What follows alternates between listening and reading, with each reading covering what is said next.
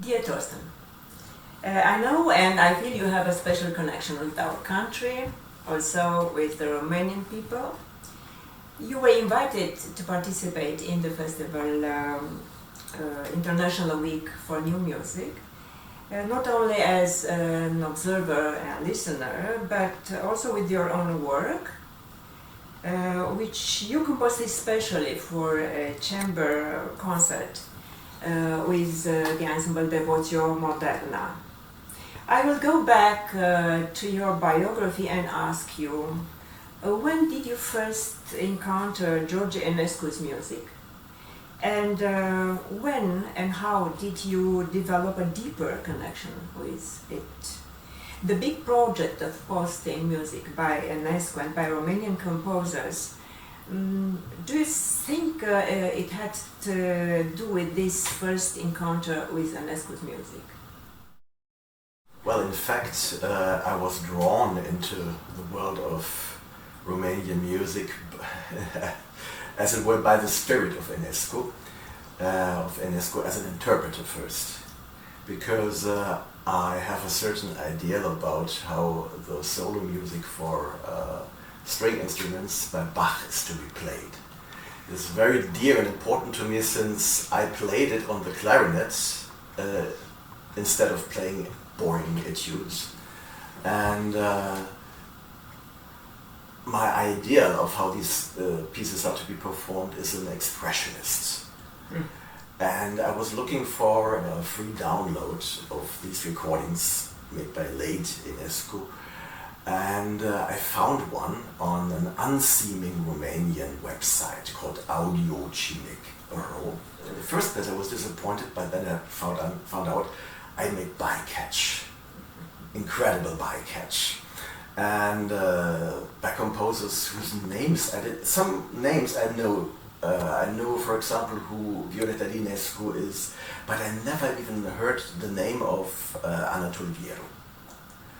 But whoever that Anatol Vieru was, he must have been a great composer. I listened to his piece Memorial, which could be downloaded on that site, and I was very impressed and by his pupil Mihai Moldovan, Squarze, and it was obvious to me this was great music. I'd listened enough of music in general and modern music in particular that I had a judgment to say what something is worth, even if I didn't know how many other people knew about it or what they thought about it. So it came as an Enescu bycatch. And all of a sudden I found myself in a tropical rainforest of music. I say so because it's so extremely rich and diverse and fragile at the same time, and unknown to most of the rest of the world. And some years later, so that was in 2011, and some years later I had discovered I'd grown good enough to make recordings of my own, me playing the clarinet. And at the same time I decided, why don't I just use my YouTube channel for promoting this music, which would, as you said, would otherwise not be found on the internet, which was available but in a way that wouldn't make the impression that there are treasures to be discovered here. And well, also on YouTube you can pass unnoticed. But if you're tenacious and if you learn some things, you can create an audience. And so I did. At the beginning, for example, I made a beginner's mistake because I thought that as a thumbnail image one should choose a portrait of the composer. But that is not a good choice. Mostly, well, there are so many other things you can do and so many other things you can do to design a YouTube upload appealing and looking interesting, attracting people.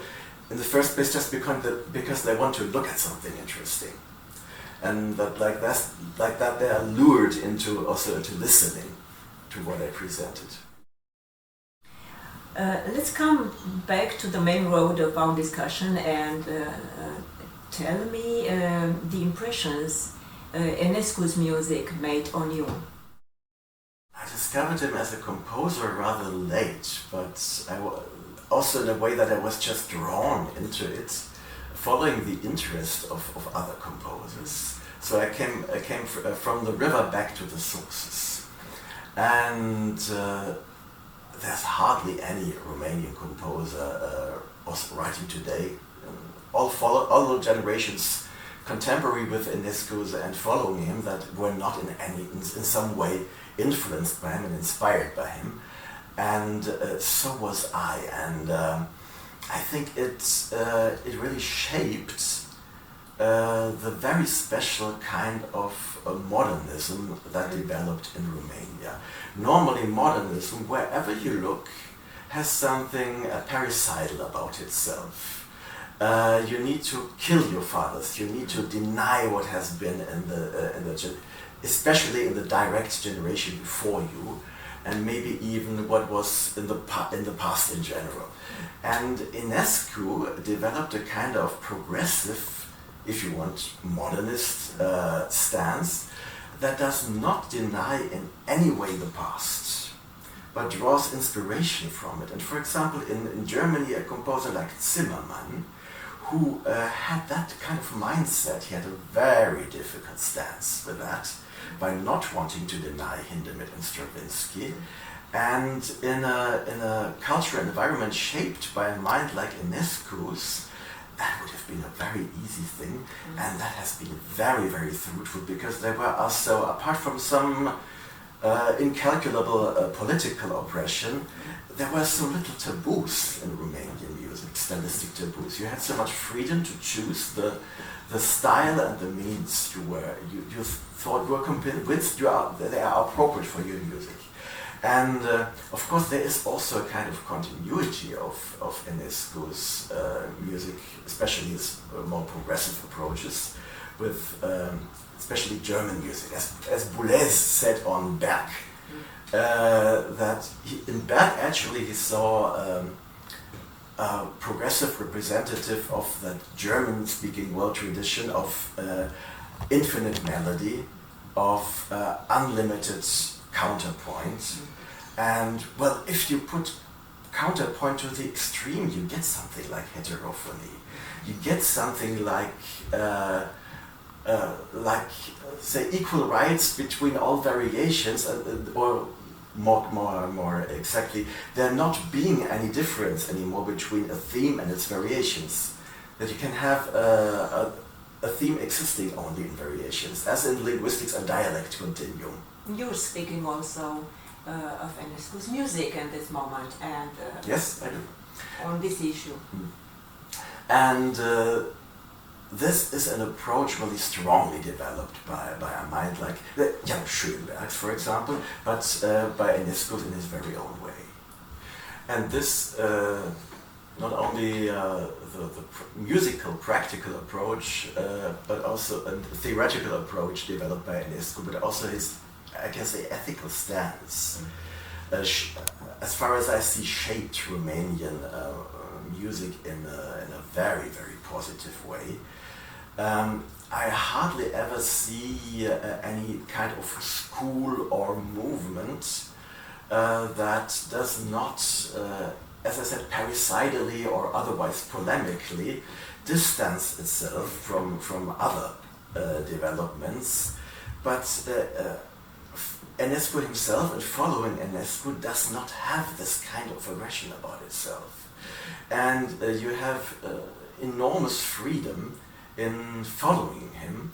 And normally when composers are revered by other composers like saints, I always discover some dimension where I think, oh, please stop it, please stop it. You are idealizing this person and his or her art in a way that actually kills him, and doesn't let it look like something very alive. But Enescu is somehow immune to this. And for example, Theodor Grigoriou, he wrote in a credo. He wrote an explicit credo which finishes by the testimony. my ideal is George Enescu. But that doesn't keep him from being an extremely open, innovative composer and theoretician. And I see a whole prisma of ways you can possibly be influenced by Enescu that is not opposing the different shades and colors polemically against each other. And for example, take an extreme example, Lucianesiano. He also would say that one of his ideals is Enescu, but he develops a kind of sonnet făcut, a reinvention of music from mathematics, which is undertaking of pure genius, but it's not very Enescian actually. When he develops real musical syntagmas, they do refer, at least in this early work, they do refer to examples from Enescu, but he would never stress this point. He would always say this is developed in an absolutely new way out of mathematical operations, but it does result in great music. And because it does so, because there is a very, very highly developed musical mind doing this kind of mathematics, and it betrays influence of Enescu. So Thorsten, coming back to our main road, because it's developing a very large discussion, extremely interesting. Which were the next steps you made in coming closer to Romanian music? And first, there were the reactions to my uploads. YouTube worked as a kind of social media network for me, because I learned to know so many people when they wrote comments under my uploads. And there I got to know other composers, relatives of deceased composers, and performing musicians, and so on and so forth. And among them was Violetta Enescu very soon, who was really, since she moved to Germany, is an open sesame for Romanian music in special, and modern music in general. And the next huge step came with her and with Corona, because her colloquium in Oldenburg was put into the internet because of the Corona crisis. Mm-hmm. And I found a pretext to approach her because I didn't know who played a recording I had found of her piece Auf der Suche nach Mozart. Mm-hmm. And her reply was perfectly Violetta. Mm-hmm. She said, "Oh, I don't know myself who's playing this, but would you like to join my colloquium?"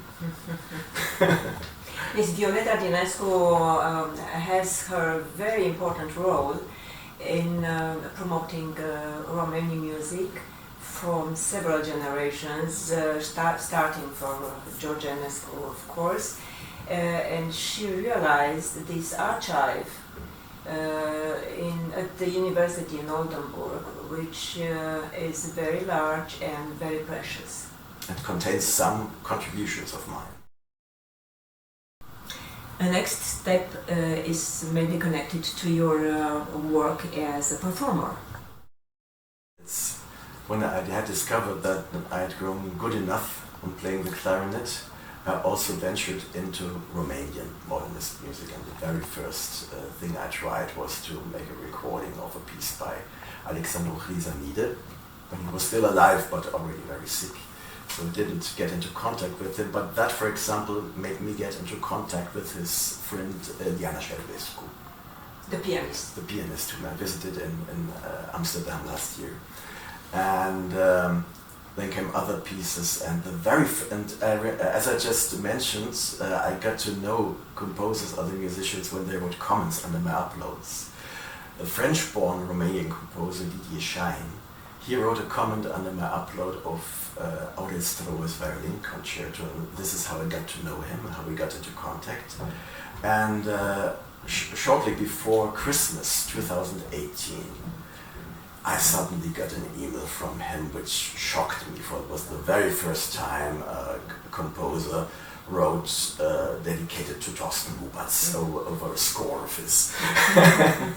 And that has occurred again quite a lot of times since then, and it always makes me extremely happy, and it's always a wonderful adventure to dive into as a performer, into the spirit of a composer who is not only alive but who dedicated a piece to you and your instrument.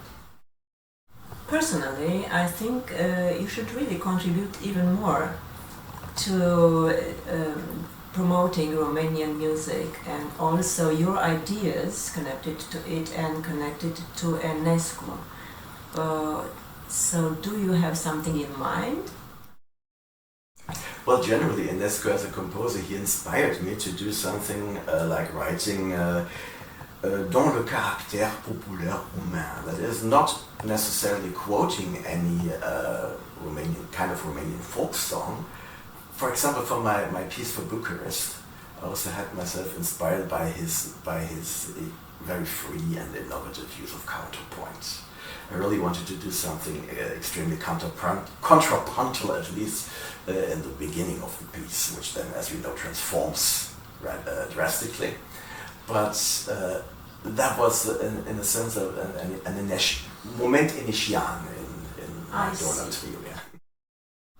I also think of some contribution in the field of musicology, because you make very interesting and fresh connections between the creation of Enescu and Romanian composers and other European colleagues. Mm-hmm. And this is what we should really have a little bit more. Yes, I have a certain project even in mind. I know that Universitatea Enescu is preparing a volume on Bartók, and though I'm very familiar with many works by Bartók, as a musicologist I have extreme respect, if not to say fear, of Bartók. I find him even more difficult to comment about than Enescu. But there is a challenge. I just mentioned Alexandru Chrysanide, and a very young Alexandru Chrysanide wrote a sonata for violin and piano in the late 50s, which has 3 movements, and they are called Omagiu lui Arnold Schönberg, Omagiu lui Béla Bartók, Omagiu lui George Enescu. When you listen to this piece, it is not directly coming to your, at least to my ears, in which sense these are paying homages to these 3 composers and their kinds of music.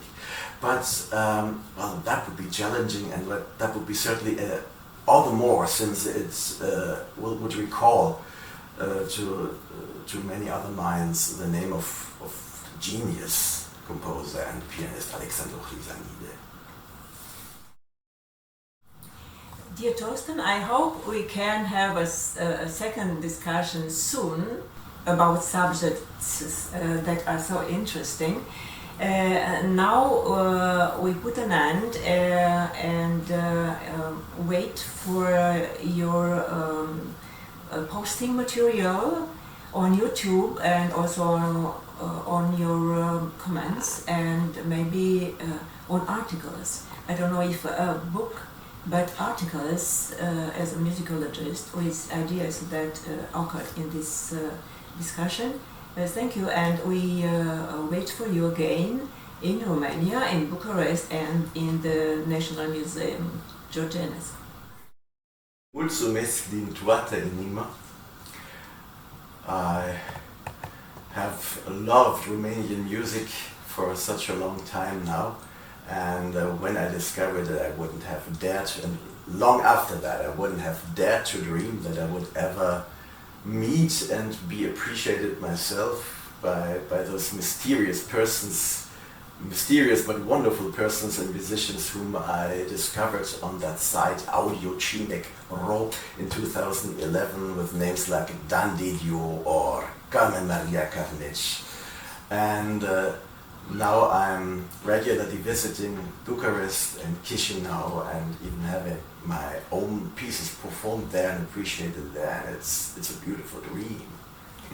Thank you again, Thorsten. Thank you so much. And we wait to see you again here in Bucharest.